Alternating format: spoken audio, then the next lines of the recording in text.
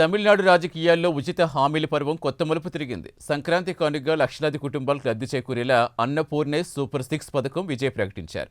ఏడాదికి 3 ఉచిత ఎల్పీజీ సిలిండర్లు నేరుగా పేదల ఖాతాల్లో జమ చేసేలా డిజైన్ చేసిన ఈ పథకం ఇప్పుడు తంబీల రాష్ట్రంలో హాట్ టాపిక్గా మారింది. ఈ పథకం వివరాలు, లబ్ధిదారుల గణాంకాలు, దీని వెనుకున్న రాజకీయ సమీకరణాలపై స్పెషల్ స్టోరీ.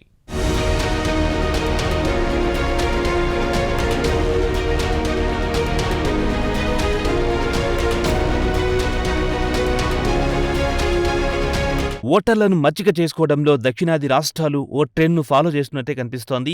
తమిళనాడు అసెంబ్లీలో ముఖ్యమంత్రి విజయ్ ప్రకటించిన అన్నపూర్ణి సూపర్ 6 పథకం వివరాలను పరిశీలిస్తే ఇది ముఖ్యంగా మధ్యతరగతి, నిరుపేద కుటుంబాల వంట గ్యాస్ భారాన్ని తగ్గించే లక్ష్యంతో రూపొందించినట్టు భావిస్తున్నారు. ఈ పథకం కింద అర్హత కలిగిన ప్రతి కుటుంబానికి ఏడాదికి 3 ఉచిత గ్యాస్ సిలిండర్లు అందిస్తారు. డైరెక్ట్ బెనిఫిట్ ట్రాన్స్ఫర్ పద్ధతిలో లబ్ధిదారులు సిలిండర్ కొనుగోలు చేసిన వెంటనే ఆ సొమ్ము నేరుగా వారి బ్యాంక్ ఖాతాలో జమ అవుతుంది.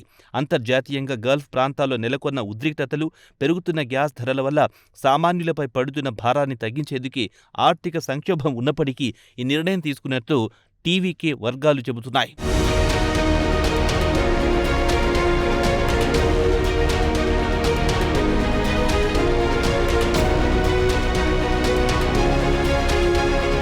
గ్యాస్ సిలిండర్ కోసం సంవత్సరానికి 2.5 లక్షల లోపు ఆదాయం ఉన్న కుటుంబాలు, చిన్న సన్నకారు రైతులు, దివ్యాంగులున్న కుటుంబాలు, అలాగే ఇతర సామాజికంగా వెనుకబడిన వర్గాలను ఈ పథకానికి అర్హులుగా నిర్ణయించారు. ఈ భారీ సంక్షేమ పథకం అమలు కోసం రాష్ట్ర ఖజానాపై ఏటా దాదాపు 4,000 కోట్ల మేర భారం పడుతుందని అంచనా వేస్తున్నారు. తమిళనాడు రాజకీయాల్లో మహిళా ఓటు బ్యాంకు ఎల్లప్పుడూ అత్యంత నిర్ణయాత్మక శక్తిగా నిలుస్తుంది. నిత్యావసర వ్యయాల్లో గ్యాస్ సిలిండర్ల ధరలు గృహిణుల రోజువారీ బడ్జెట్పై తీవ్ర ప్రభావం చూపుతున్న తరుణంలో ఈ ఉచిత గ్యాస్ హామీ నేరుగా మహిళా ఓటర్లను ఆకట్టుకునే వ్యూహంగా భావిస్తున్నారు. కుటుంబాల నిత్యావసర భారాన్ని తగ్గించడం ద్వారా గృహిణుల మద్దతును పొందడం ఒకటైతే 2.5 లక్షల ఆదాయ పరిమితి నిర్ణయించడం ద్వారా దిగువ మధ్యతరగతితో పాటు గ్రామీణ పేద వర్గాల్లో విశ్వాసం చూరగొనే అవకాశం ఉందంటున్నారు.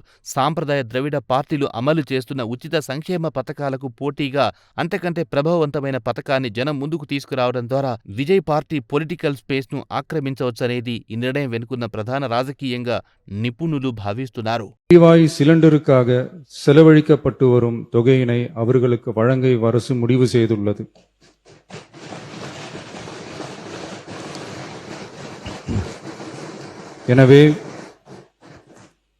எனவே குடும்பத் தலைவிகள் பயன்பெறும் வகையில் முதல் கட்டமாக அன்னபூர்ணி சூப்பர் 6 திட்டத்தில் ஆண்டிற்கு 3 விலையில்லா எரிவாயு சிலிண்டர்கள் வழங்கப்படும்.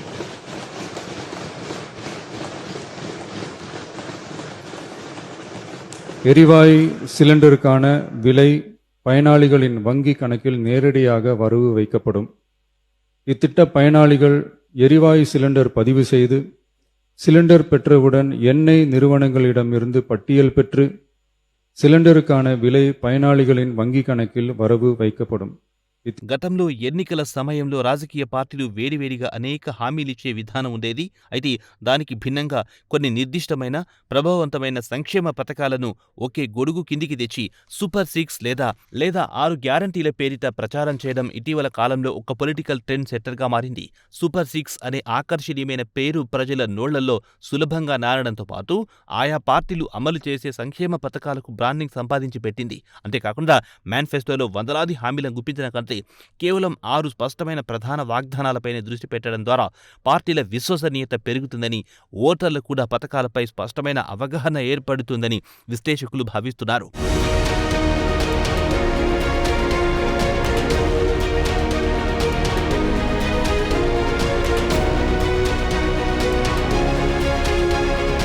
ప్రజాకర్షక సంక్షేమ రాజకీయాల్లో ఉచిత గ్యాస్ సిలిండర్ల హామీ అనేది ఇప్పుడు పలు రాష్ట్రాల్లో ప్రధాన ప్రచార ఆయుధంగా మారింది. ఆంధ్రప్రదేశ్లో దీపం 2.0 పథకం ద్వారా అర్హత కలిగిన కుటుంబాలకు ఏడాదికి 3 ఉచిత ఎల్పీజీ సిలిండర్లను పంపిణీ చేస్తున్నారు. తెలంగాణ, కర్ణాటక రాష్ట్రాల్లో మహాలక్ష్మి, గృహలక్ష్మి పథకాల పేరిట మహిళలకు ఆర్థిక సాయంతో పాటు ఉచిత లేదా సబ్సిడీ సిలిండర్ల హామీలు విశేష ఆదరణ పొందాయి. అదేవిధంగా మధ్యప్రదేశ్, మహారాష్ట్ర వంటి రాష్ట్రాలు లాడ్లీ బెహనా వంటి పథకాల ద్వారా మహిళా ఓటర్లను కేంద్రీకరించి నేరుగా బ్యాంక్ ఖాతాలో నగదు జమ చేసే డీబీటీ నమూనాను విజయవంతంగా అవలంబిస్తున్నాయి. ఉచిత గ్యాస్ సిలిండర్ల ప్రకటనతో తమిళనాడు రాజకీయాల్లో సంక్షేమ పోరు మరింత వేడెక్కినట్టయింది.